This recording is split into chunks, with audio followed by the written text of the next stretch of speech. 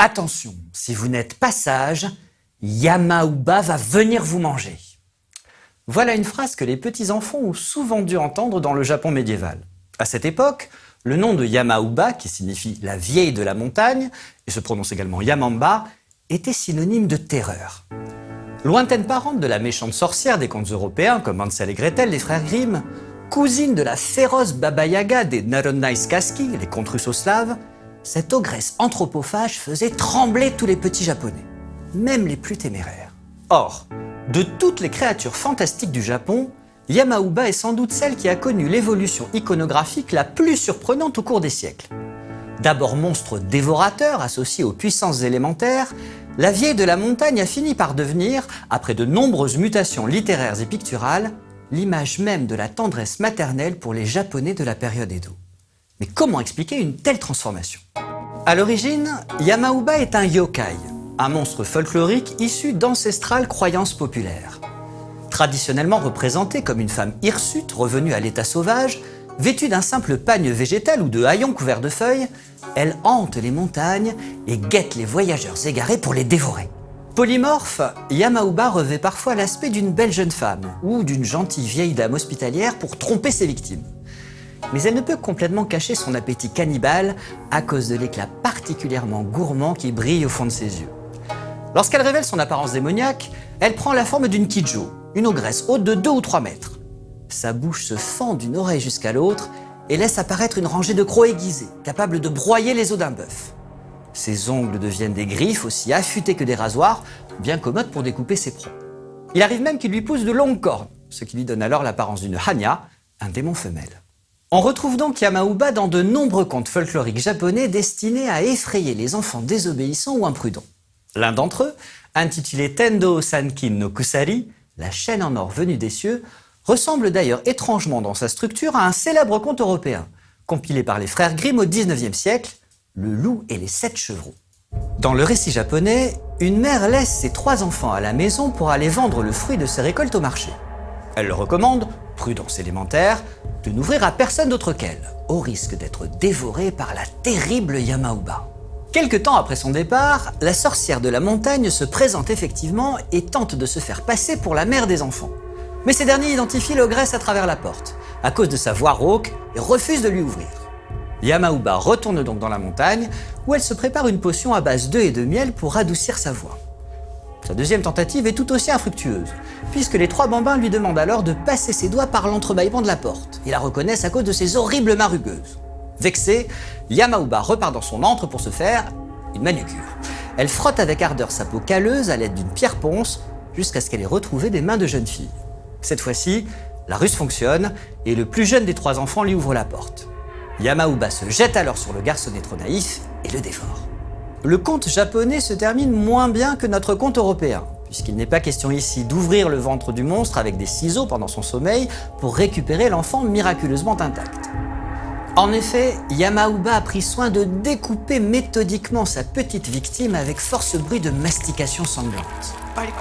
Heureusement, les 2 autres enfants parviennent à s'échapper grâce à l'intervention d'un kami protecteur qui leur permet de grimper vers les cieux grâce à une chaîne en or magique.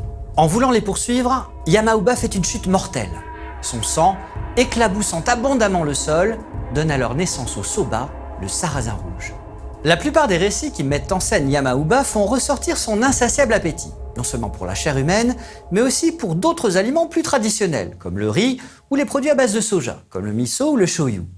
Dans un autre conte japonais célèbre que je vais simplifier, intitulé Ushikata to Yamaouba, un vacher nommé Kansuke est un jour obligé de traverser la montagne avec sa vache pour aller vendre ses maquereaux séchés dans un village avoisinant. En pleine forêt, il rencontre une vieille femme qui lui demande très poliment un de ses poissons. Kansuke accepte de bonne grâce, mais lorsqu'il voit la manière dont le maquereau est englouti, il comprend qu'il a affaire à Yamaouba. Sans demander son reste, il prend ses jambes et sa vache à son cou. La sorcière se lance alors à sa poursuite, toute griffe dehors, en hurlant qu'elle a encore faim.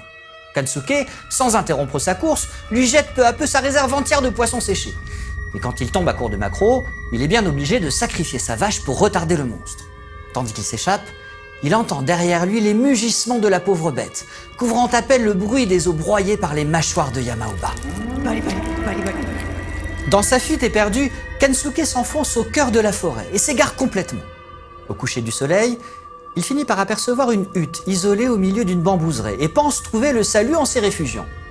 Manque de chance, il s'agit bien évidemment du repère de la vieille ogresse. Lorsque Yamauba rentre chez elle à la nuit tombée, Kansuke a tout juste le temps de grimper dans les chevrons de la charpente pour s'y dissimuler. Grâce à un roseau arraché du toit, il parvient à voler à la sorcière un mochi, un gâteau de riz gluant, et à boire son saké doux. Rendue suspicieuse par ces disparitions, Yamauba s'apprête à fouiller la cabane de fond en comble.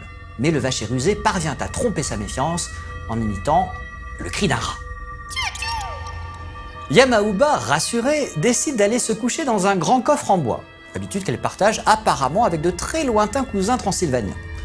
Dès qu'il entend la sorcière ronfler, Kansuke descend de sa cachette et bloque le couvercle avec une énorme meule en pierre. Puis, à travers un trou qu'il a pratiqué à l'aide d'une scie, il verse dans le coffre de l'eau bouillante, ignorant les hurlements de douleur de l'ogresse. Quand les cris cessent, le vacher prend son courage et le couvercle du coffre à deux mains. Ébahi, il découvre à l'intérieur un véritable trésor. Le corps de Yamauba s'est transformé en soie, en or et en pierres précieuses. Satisfait, Kansuke peut enfin rentrer chez lui en se disant joyeusement qu'il va pouvoir s'acheter une nouvelle vache. Ce conte est intéressant car il montre l'ambivalence de Yamauba, souvent caractéristique des yokai. Généralement présenté comme un monstre dévorateur, annonciateur de mort, Yamauba révèle aussi parfois un aspect nourricier et bienfaisant. Gardienne des richesses incommensurables de la montagne, elle sait en faire profiter les humains, à condition qu'ils lui témoignent du respect.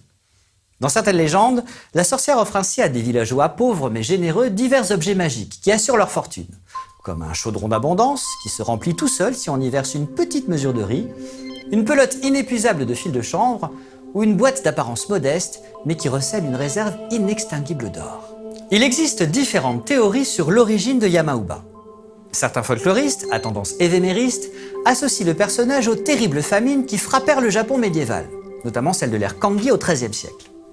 Incapables de subvenir aux besoins de leurs maisonnées, certaines familles pauvres furent contraintes d'abandonner leurs parents âgés dans les montagnes. Plusieurs doyens choisirent même de se sacrifier en s'exilant volontairement pour réduire le nombre de bouches à nourrir et permettre à leurs enfants de survivre. Ces vieillards affamés et squelettiques, errant à travers les montagnes, auraient donné naissance au mythe de Yamauba. Pour les Japonais de l'époque, il semblait en effet logique que ces pauvres créatures tourmentées finissent par se transformer en yokai monstrueux assoiffés de sang humain. D'autres mythologues, en revanche, voient plutôt en Yamauba une résurgence du chamanisme ouralo-altaïque, dont est issu le shintoïsme. Au Japon, les montagnes, yama, sont les sites sacrés par excellence. Elles jouent un rôle essentiel dans la religion japonaise, où elles sont considérées comme habitation des dieux et utilisées à la fois comme sanctuaires et lieux de sépulture. Depuis la naissance de l'agriculture, les montagnes japonaises sont également associées à des rites de fertilité, puisque les nuages qui naissent sur leurs crêtes provoquent des orages, dont les pluies nourrissent abondamment les plaines et favorisent notamment la récolte du riz. Ces rites ancestraux étaient jadis accomplis par une miko. Cette prêtresse chamane était en quelque sorte considérée comme l'épouse sacrée de l'esprit de la montagne. Par sa féminité même, elle permettait à Yama no Kami, considéré lui comme un mâle, de s'unir symboliquement aux éléments célestes, le tonnerre et le vent, pour féconder la terre.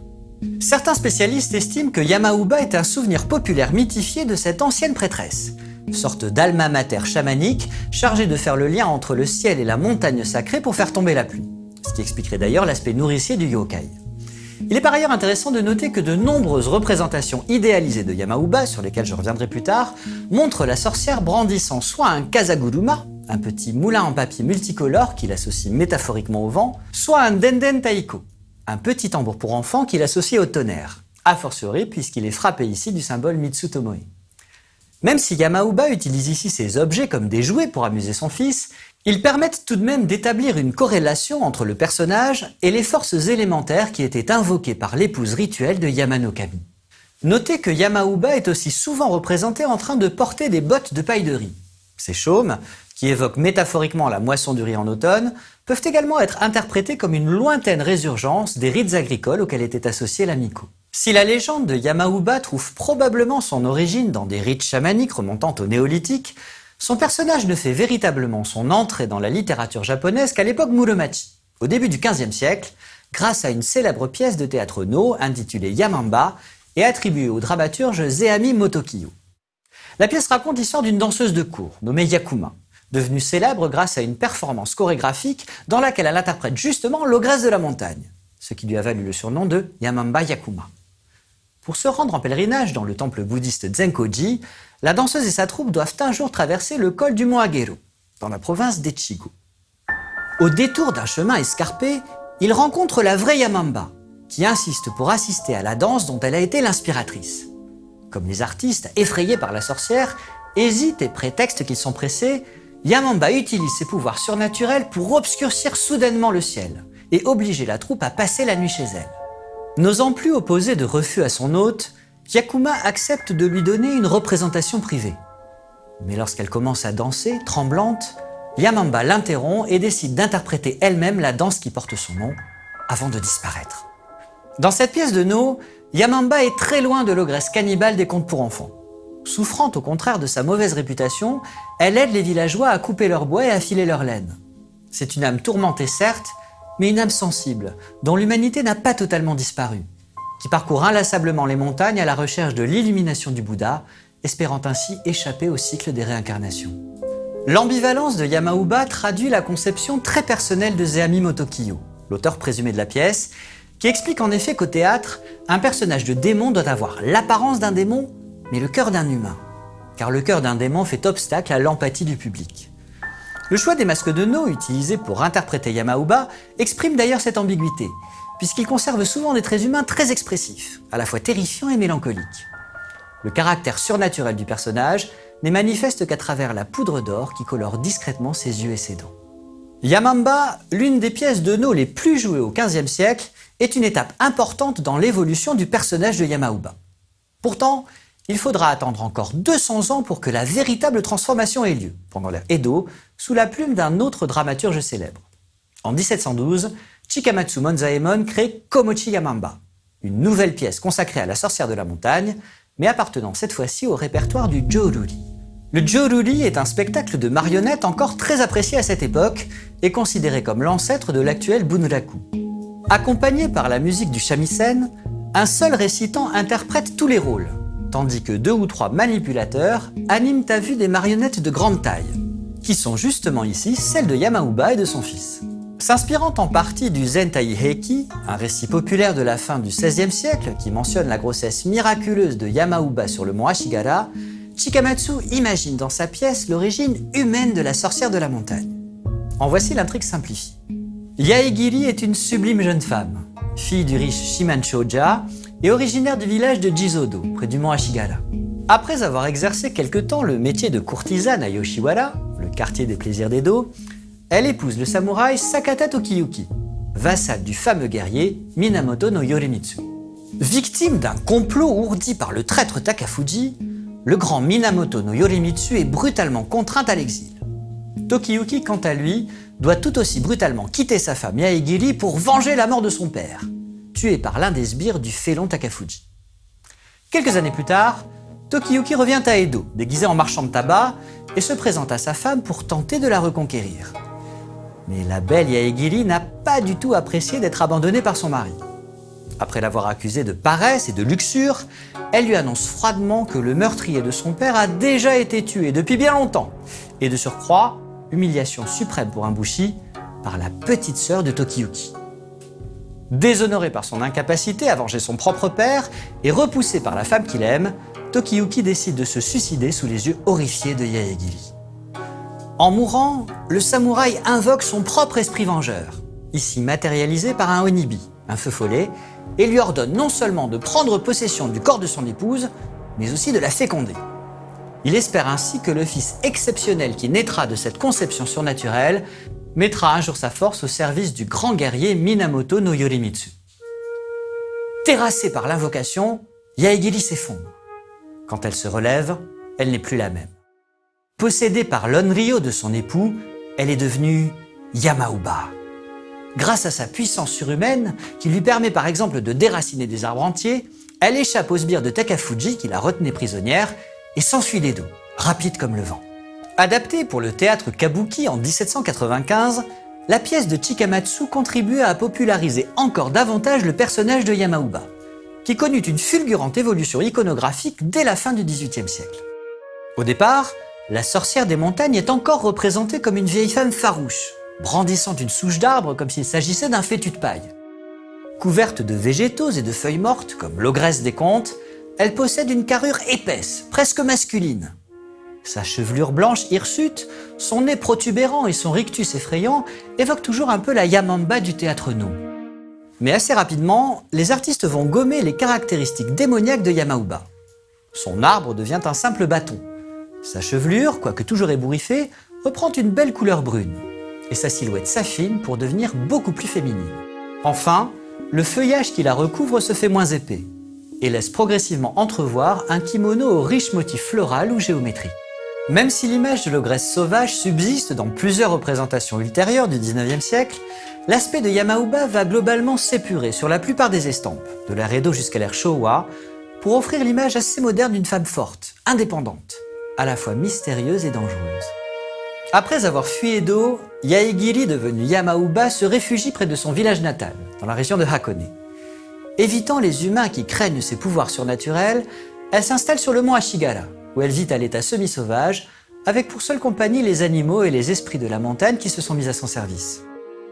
C'est sur les pentes montagneuses enneigées que la sorcière, fécondée par l'esprit vengeur de Sakata Tokiyoki, finit par mettre au monde un vigoureux petit garçon au teint Rubicon, qu'elle nomme Kintaro. Cette naissance miraculeuse marque l'ultime étape de la transformation iconographique de Yamaouba. De simple yokai de conte, la sorcière devient, grâce à son fils, la figure allégorique maternelle par excellence pour tous les Japonais, ce que j'aurai l'occasion de développer dans la prochaine émission. Je vous quitte aujourd'hui avec ce haïku contemporain et féminin, puisqu'il a été écrit par la célèbre scénariste pour animé, Niwa Keiko. Kazaguruma, watasareshi yori, kaze no naka. Depuis qu'on m'a donné un moulin à vent, je reste souvent dans le vent.